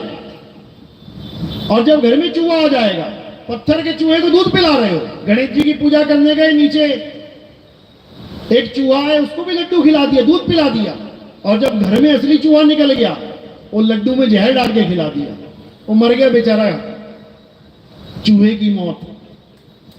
इसी प्रकार नंदी के कान में जाके अपनी ख्वाहिश बता रहे हो, मुझे इतना पैसा चाहिए, मेरी लॉटरी लग जाए, नंदी भगवान जरा बात पहुंचा देना वहां तक। और जब नंदी ने अपनी इच्छा जाहिर करी, मैं थोड़ा सा गेहूं खा लूं तेरे खेत में, तो लठ बजा रहे हो। बताओ, तो ये इंसान का खेल है। तो क्या करना है? अब समझना है कल की अवतार क्या है। कल की अवतार कोई शरीर नहीं है। इसीलिए कल की अवतार का दूसरा नाम क्या है? निष्कलंक अवतार। निष्कलंक, निष्कलंक अवतार, इसका मतलब क्या है? जिस पे कोई कलंक नहीं लग सकता है, वो है निष्कलंक अवतार। अब कलंक किस पे लगता है? किस पे लगता है? शरीरों पे कलंक लगता है। कितना मर्जी कलंक लगा लो, कलंक लगाने के लिए तो बना है ये। तुम आत्मा पे कलंक लगा के दिखाओ, तुम आत्मा पे कलंक नहीं लगा सकते। इसीलिए उस आत्म देव के अवतार को निष्कलंक राया अवतार बोला जाता है। ये अभी तुम्हें समझ में नहीं आएगा, जिसकी समझ में आ गया अच्छी बात है। जिनकी समझ में अभी नहीं आ रहा है, जल्दी उनकी समझ में भी आ जाएगा। क्योंकि अब वो समय आने वाला है जब हर जगह हाहाकार मचने वाली है। अभी तुम्हें समझ में नहीं आ रहा है, अभी तुम्हें खूब माया दिखाई दे रही है। इस मंदिर में चला जाऊं, उस मंदिर में चला जाऊं, यहां लॉटरी लग जाए, वहां जाके लॉटरी लग जाए, यहां बिगड़े काम बन जाए, वहां बिगड़े काम बन जाए। बस थोड़े दिनों की बात है। उसके बाद तुम ये सोचोगे कि मैं घर से बाहर जा रहा हूं, शाम तक वापस आऊंगा कि नहीं। रोड पे पड़े मिलोगे, और जो तुम्हें उठा रहा होगा ना, वो भी तुम्हारे ऊपर गिर पड़ेगा। ऐसा समय आने वाला है, अभी तुम नहीं समझ रहे हो, लेकिन ये समय बहुत जल्दी आने वाला है। उसके बाद क्या होगा? उसके बाद कोई मंदिरों में नहीं जाएगा, कोई मस्जिदों में नहीं जाएगा। उसके बाद लोग ये ढूंढेंगे कि रास्ता क्या है बचने का, अब कैसे बचे, ये इतनी मौतें हो रही हैं, कैसे बचा जाए, कैसे? तब एक ही रास्ता सूझेगा, और वो रास्ता क्या है? अरे बचना चाहो काल जाल से, तो चीनो शब्द हमारा, और कहें कबीर अमर कर राखूं जो निज होए हमारा। बस एक ही रास्ता रह जाएगा। फिर ये धर्मों के झगड़े, ये लड़ाइयां, ये नामों के झगड़े, ये मेरा भगवान, वो तेरा भगवान, तूने मेरे भगवान के बारे में ऐसा कैसे कह दिया, मैं तेरे भगवान को गाली दे दूंगा, ये सब भूल जाओगे, सब खत्म। और ये समय आने वाला है, आने वाला है। तो अब क्या करना है? इससे पहले कि ये समय आए, सबको जगाना है, बच्चे बच्चे को जगाना है। इस ज्ञान को इतना फैलाना है कि बच्चे बच्चे को समझ में आ जाए कि इस जीवन का उद्देश्य क्या है, आत्मा का ज्ञान क्या है। पत्थरों को पूजना और आत्मा को पूजना, इसमें अंतर क्या है? और जिस दिन ये ज्ञान उनको समझ में आ जाएगा, तो समझ लो सत्य सनातन धर्म पूरे विश्व में छा जाएगा। और फिर भारत विश्व गुरु बनेगा। विश्व गुरु ऐसे नहीं बोला गया है, विश्व गुरु क्यों बोला गया है? क्योंकि वो ज्ञान भारत से ही पूरे विश्व में फैलेगा, जिसका हर ग्रंथ में जिक्र है। हिंदुओं के ग्रंथ में क्या जिक्र है कि कल की अवतार आएंगे और पूरे विश्व को सत्य सनातन का पाठ पढ़ाएंगे। मुसलमानों के ग्रंथ में क्या बोला गया कि हिंदुस्तान में एक ऐसा ज्ञान चलेगा जो पूरे विश्व को इस्लामिक बना देगा। इस्लामिक, ये मत समझना मुसलमान बना देगा कि तुम्हें टोपियां पहना देगा। मुसलमान का मतलब समझ लो, मुसलमान शब्द बना है दो शब्दों के मिलन से, मुसल्ला प्लस ईमान। मुसल्ला क्या होता है? मुसल्ला एक चटाई होती है जिसके ऊपर हर मुसलमान खड़ा होके नमाज पढ़ता है। यानी तुम्हें वो मुसल्ला बताया जाएगा जहां पर खड़े होकर तुमने बंदगी करनी है, और ईमान यानी तुम्हें ईमानदार बनाया जाएगा। अब ये 2 नंबर के काम नहीं करने, ये नशा पत्ता नहीं करना, ये व्यभिचार नहीं करना, कोई भी असामाजिक तत्व के साथ खड़े नहीं होना। अब तुमने ईमानदारी के साथ जीवन बिताना है। केवल ईमानदारी से काम नहीं बनेगा, क्योंकि बहुत से बाबा लोग क्या बोलते हैं, बस तुम ईमानदार हो जाओ, बस अपने कर्म सुधार लो, उससे क्या होगा, मुक्ति हो जाएगी। कभी नहीं हो सकती, कभी नहीं हो सकती। ईमानदार बन के क्या हो जाएगा, तुम पुण्य के भागी बन जाओगे, पाप कर्म नहीं करोगे, अच्छी बात है। उससे क्या होगा, अरे पाप पुण्य ये दोनों बेड़ी, और एक लोहे एक कंचन केरी। ये पाप और पुण्य ये दोनों बेड़ियां हैं, और इन दोनों बेड़ियों में तुम जकड़े जाओगे। तो क्या करना है, ईमानदार तो होना है, साथ में मुसल्ले का भी ज्ञान रखना है कि बंदगी कहां करनी है, कहां खड़े होके नमाज पढ़नी है। समझ लो, नमाज का मतलब क्या है, नमः प्लस अज, परमात्मा की वंदना करना। समझ लो, नमाज कोई अरबी शब्द नहीं है। अरब देश में जाके कहोगे ना मैं नमाज पढ़ना चाहता हूं, वो पूछेगा नमाज क्या होती है। जब मैं अरब देश में जाके प्रचार करता हूं, अरबियों से पूछते हैं ना नमाज, नमाज नहीं होती यहां कुछ, क्या बोलते हैं उसको, नमाज को क्या बोलते हैं अरब देश में, सलाह। जिसको हम कहते हैं ना यार तेरी सलाह लेनी है, कुछ सलाह दो हमें। सलाह यानी नेक सलाह, यानी मुझे बताओ मैं बंदगी में इबादत कैसे करूं। तो मोहम्मद साहब ने वहां सलाह दी, ऐसे करना है। तो यही मुसलमानों के यहां गजवाए हिंद बोला जाता है। गजवाए हिंद का मतलब क्या है, कई हिंदू समाज ये समझते हैं कि गजवाए हिंद का मतलब है कि सारे मुसलमान हिंदुस्तान को मुसलमान बनाना चाहते हैं। ये बिल्कुल गलत है, ऐसा बिल्कुल नहीं है। गजवाए हिंद कहां से आया है, ये हदीसों में जिक्र है इसका। एक है कुरान पाक और एक है हदीस। कुरान पाक अलग है, हदीस अलग है। हदीस में क्या बताया गया है, हदीस में मोहम्मद साहब का जिक्र है, वो क्या करते थे, क्या खाते थे, कैसे बैठते थे, क्या सोचते थे, क्या बताते थे, उसका जिक्र है। उसमें क्या बताया कि मोहम्मद साहब अरब देश की जमीन पर मक्का पे खड़े होके हिंदुस्तान की तरफ देखते थे, यानी पूरब दिशा की तरफ मुंह करके देखते थे और मुस्कुराते थे। और जब लोग पूछते थे कि आप पूरब दिशा की तरफ खड़े होके, जैसे कोई आदमी जिस तरफ से सूरज उग रहा है वहां खड़ा हो जाए और खड़ा ही रहे कितनी देर, तब उसको लोग पूछे भाई आप पूरब दिशा की तरफ मुंह करके क्यों खड़े रहते हो। तब क्या बोले मोहम्मद साहब, वो बोले कि मुझे उस दिशा की तरफ से एक खुशबू आती है। क्या आती है, खुशबू आती है। कौन सी खुशबू आती है, कनेर के फूल की या गुड़हल के फूल की। कौन सी खुशबू आती है? मुझे खुशबू आती है अमन की, शांति की, चैन की।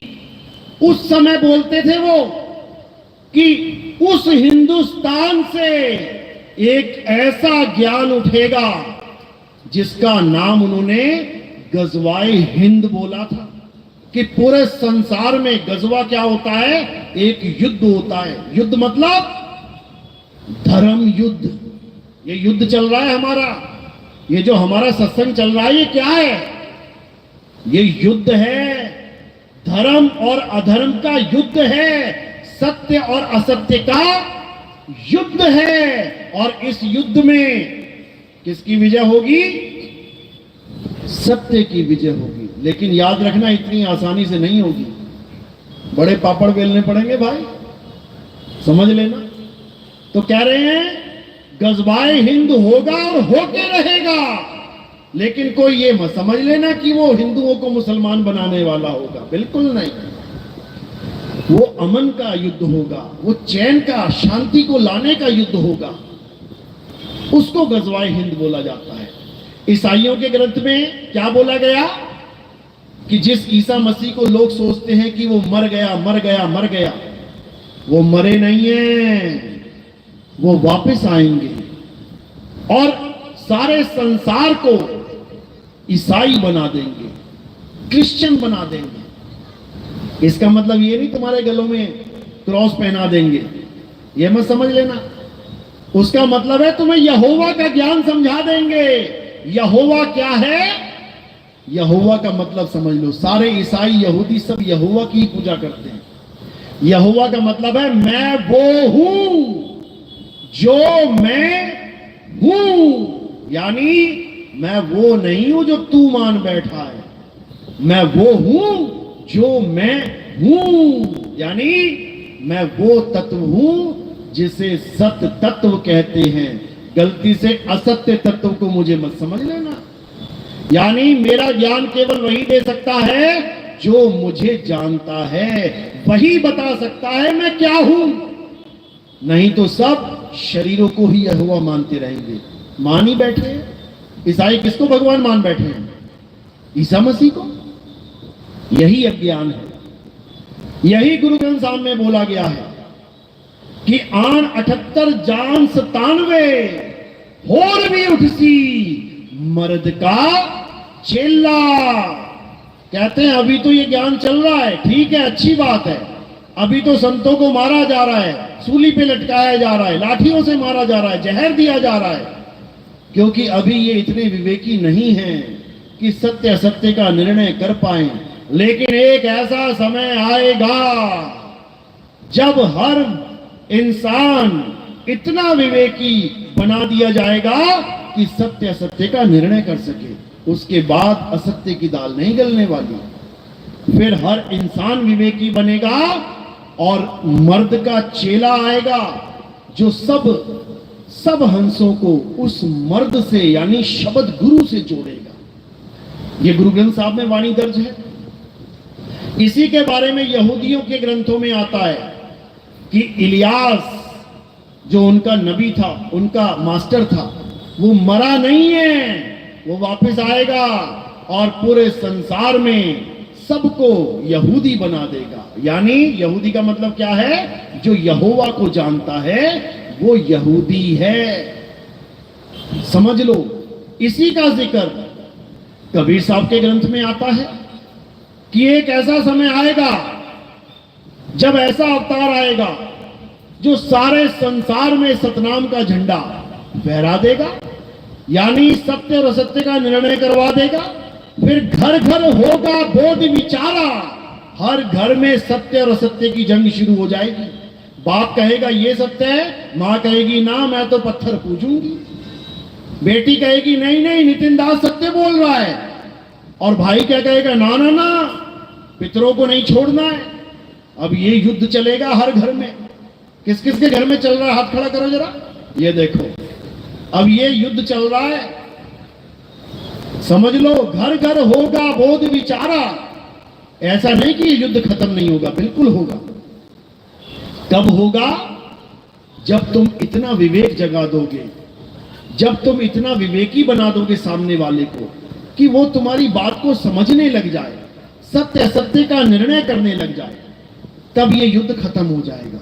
क्योंकि कई घर मैंने देखे 5-5 साल हो गए सत्संग सुनते हुए, कहते हैं अब जाके घरवाली को समझ में आ रहा है आप क्या बोल रहे हो, पहले तो खूब लट बजाती थी, पहले तो मुझे खाना तक नहीं देती थी, कहती थी मैया की पूजा नहीं करेगा खाना नहीं मिलेगा।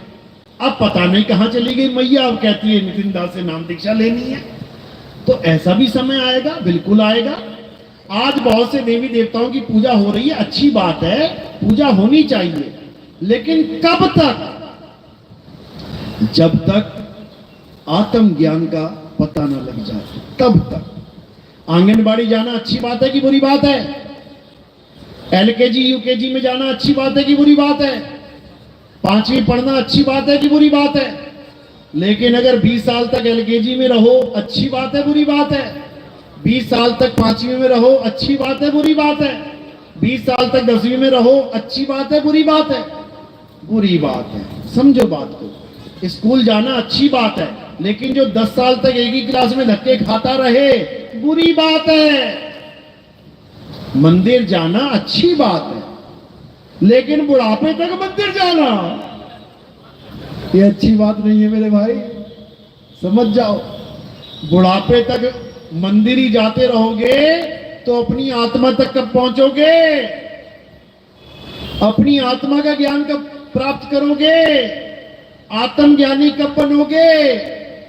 तो कबीर साहब समझा रहे हैं, अरे जल में मीन प्यासी, मोहे देखते आवे हासी, आत्म ज्ञान बिना नर भटके, कभी काबा कभी काशी। कहते हैं अगर तुम्हें आत्मज्ञान प्राप्त नहीं हुआ तो बुढ़ापे तक कभी काबा और कभी काशी भटकते रहोगे मेरे भाई। इसलिए अब आत्मज्ञान प्राप्त करो। अरे जब लग ना चीनोगे आत्म, तब लग ना मिली है परमात्म। आत्म चीने परमात्म चीन है, संत कहावे सोए, और यह भेद काया से न्यारा, बूझे बिरला कोए। ये काया से न्यारा भेद है मेरे भाई। कहीं पता लगा आंखें बंद करके ध्यान में बैठ गए, उसके बाद क्या होगा? ये मन का खेल शुरू हो जाएगा। किसी को राम जी के दर्शन हो जाएंगे, किसी को श्याम जी के दर्शन हो जाएंगे, किसी को किसी के दर्शन हो जाएंगे, किसी को किसी के हो जाएंगे। ये दर्शन उसका दर्शन नहीं है जिसका दर्शन तुम्हें चाहिए।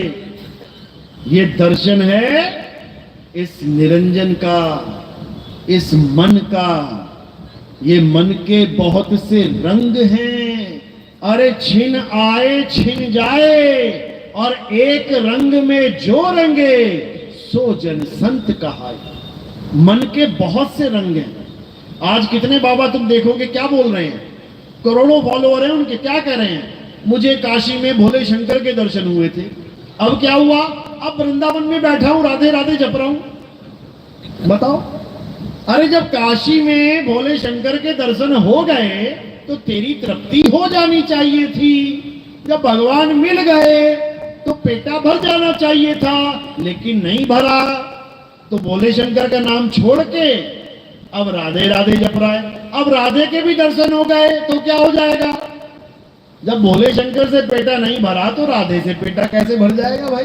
कोई बता दे मुझे। ये कभी नहीं भरने वाला। ये कब भरेगा? जब तुम्हें आत्म ज्ञान हो जाएगा, जब तुम्हें आत्म तृप्ति हो जाएगी, जब आत्म देव की शरण में तुम विराजमान हो जाओगे, उसके बाद तुम्हें गीता का तीसरा श्लोक, तीसरा अध्याय 17वां श्लोक समझ में आने लग जाएगा। क्या बोल रहे हैं हे अर्जुन?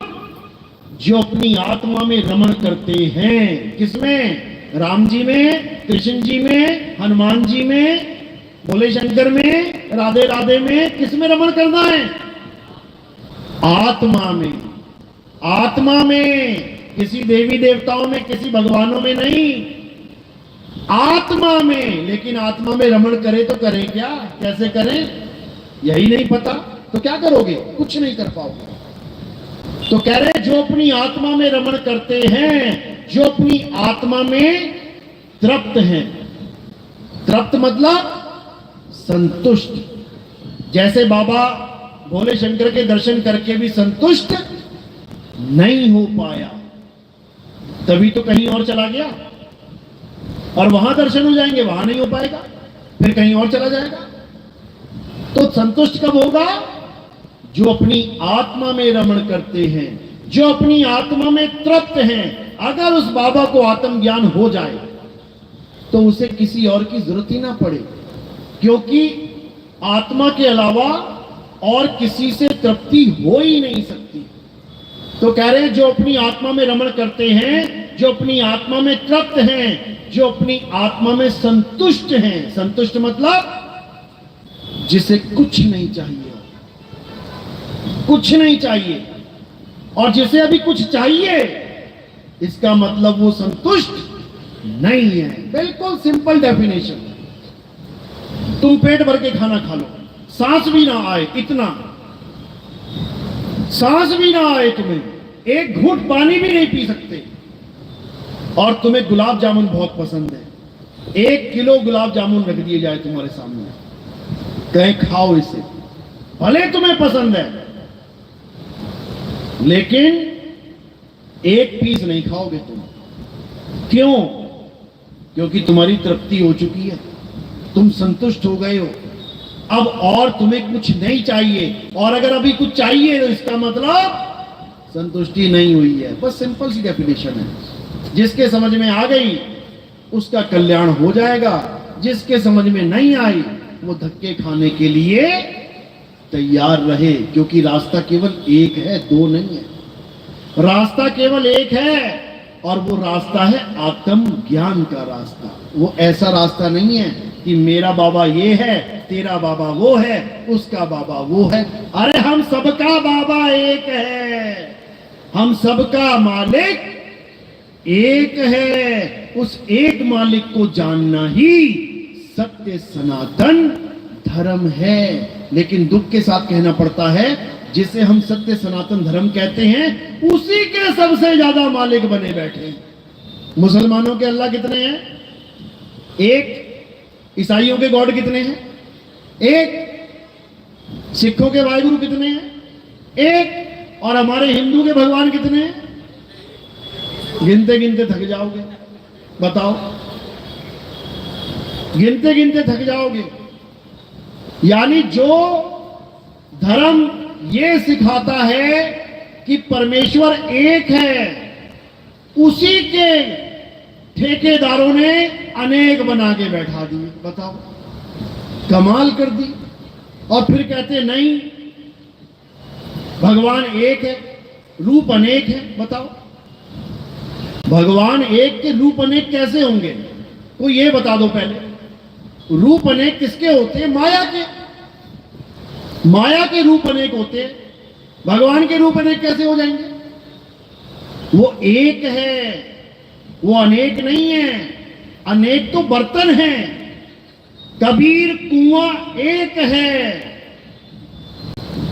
कबीर कुआं एक है, पानी भरे अनेक, बर्तन सबके न्यारे न्यारे, पानी सब में एक। अब तुम बर्तनों को पानी समझ बैठो तो तुमसे बड़ा मूर्ख कोई नहीं है कि तुम भगवान को अनेक समझ बैठो कि वो एक हैं, अनेक हैं। वो एक ही है, अनेक तो जीव हुए बैठे हैं। ये देखो कितने अनेक हैं। परमात्मा एक है, जीव अनेक हैं। उस एक परमात्मा को जानो, सबका काम बन जाएगा। ईश्वर एक है, जीव अनेक हैं। जीवों को परमात्मा मान लोगे, दिक्कत हो जाएगी। आज जीवों की तो पूजा हो रही है, अलग अलग जीवों की पूजा कर रहा है। कौन? जीव ही जीव की पूजा कर रहा है। बताओ, अरे जीव जीव की पूजा करेगा, बात नहीं बनेगी। जीव पीव की पूजा करे, बहुबंधन में बांधिया, एक बेचारा जीव और केवल छूटे आपने, जो न छुड़ाए पीव। तो पीव को जानो ना, पीव को क्यों नहीं जान रहे? तो पीव कौन है? निष्कलंक अवतार ही पीव है। उसी को आत्मदेव कहते हैं, उसी को परमपिता परमात्मा कहते हैं, उसी को शब्द गुरु कहते हैं। उसी की महिमा गाई गई है हर ग्रंथ में, लेकिन लोग नहीं समझ पाते हैं। और कोई किसी बाबा को मान बैठा है, कोई किसी की बाबा की पूजा कर रहा है, कोई कह रहा है मेरे बाबा को ये अवतार दिया गया था, मेरे बाबा को ये श्राप मिल गया, मेरे बाबा को ये वरदान मिल गया। इसी में उलझे पड़े हैं सारे। अरे सब बाबाओं का जो एक बाबा है उसको जान लो, सारे फिर से एक हो जाएंगे। तो बात इतनी ईजी है, लेकिन समझ में नहीं आती, इसलिए हम सब अज्ञानता में एक दूसरे से झगड़ा करते फिरते हैं। तो क्या करना है? सबसे पहले गीता को अपने जीवन में लेके आओ, गीता का पाठ करो, गीता को समझो, गीता क्या कह रही है। जो गीता कह रही है वो करो, और जो गीता मना कर रही है उसको त्याग दो, तभी तो तुम सत्य सनातन तक पहुंच पाओगे। अब गीता कह रही है किसी देवता की पूजा मत करो, किसी पितर की पूजा मत करो, किसी भूतों की, राक्षसों की, चंडालिनी और पता नहीं क्या क्या, इनकी पूजा मत करो, और तुम उसकी पूजा कर रहे हो। इसका मतलब तुम गीता के खिलाफ चल रहे हो, तुम उस ग्रंथ के खिलाफ चल रहे हो जो तुम्हारे धर्म का मुख्य ग्रंथ है। तो कहां तुम्हें मुक्ति मिलेगी, कहां तुम्हें ज्ञान मिलेगा? इसलिए सबसे पहला काम गीता का ज्ञान लेके आओ अपने जीवन में। जब गीता का ज्ञान समझ जाओगे तब समझ लो कि तुम 99% बिल्कुल लायक हो चुके हो उस तत्व ज्ञान को प्राप्त करने के लिए, जिसके लिए तुम्हें गुरु की शरण में जाना पड़ेगा।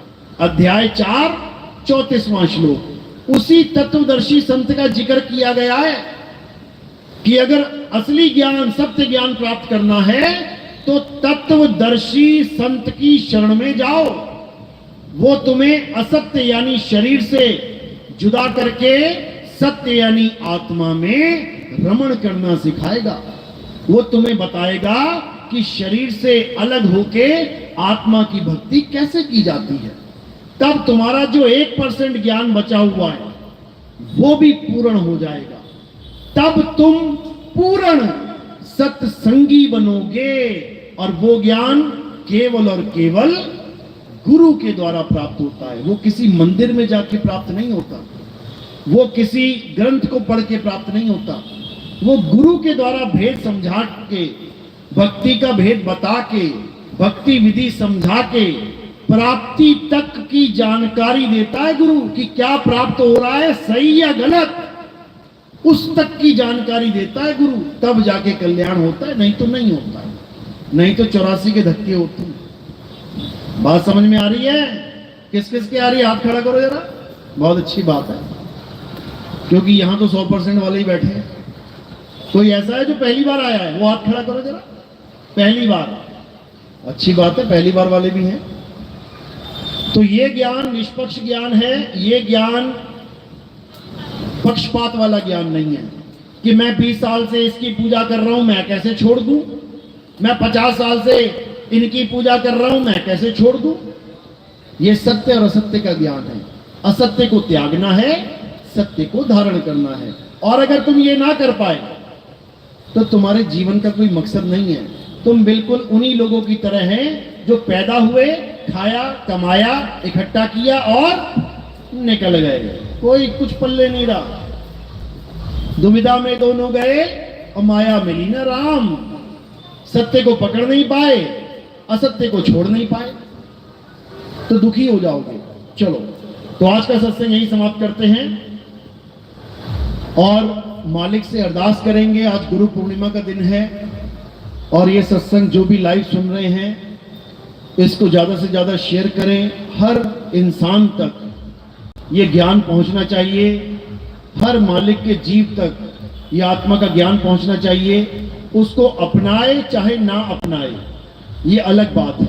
लेकिन उसके कान तक ये ज्ञान पहुंचना जरूर चाहिए, ताकि अंत समय में वो ये ना कह सके कि भगवान जी मुझे बताने वाला कोई ना मिला। ये बहाना नहीं चलेगा। इसलिए सब तक ये ज्ञान पहुंचाना है। भले तुम्हें गालियां दे दे, कोई बात नहीं, सुन लेना, अच्छी बात है, समझ लो। हमेशा मीठा खाओगे तो डायबिटीज हो जाएगी, फिर करेला भी खाना पड़ता है, तो करेला भी अच्छा है, उसमें भी गुण है, खून को शुद्ध करता है। अच्छी अच्छी बातें सुनोगे, अहंकारी हो जाओगे, गालियां भी खा लिया करो, टिक के रहता है इंसान पे। तो अच्छी बात है, 52 अक्षर का खेल है, कहीं गाली चिपक नहीं जा रही तुम्हारे, लेकिन ज्ञान जरूर बांटो, लोगों को जरूर समझाओ, ये हमारे इंसान जन्म का प्रमुख उद्देश्य है। तो इसी के साथ मैं वाणी पे विराम देता हूं। अब जयकारा लगाएंगे और सत्संग की समाप्ति करेंगे। आगे का जो प्रोग्राम है वो किरण हंस जी आपको बताएंगे। बोलिए परम पिता परमात्मा की, सदगुरु बंदी छोड़ कबीर साहेब की, सभी संतों की, सभी भक्तों की, आज के आनंद की, सकल हंस को बंदगी, साहेब बंदगी, सतनाम, जय सतनाम।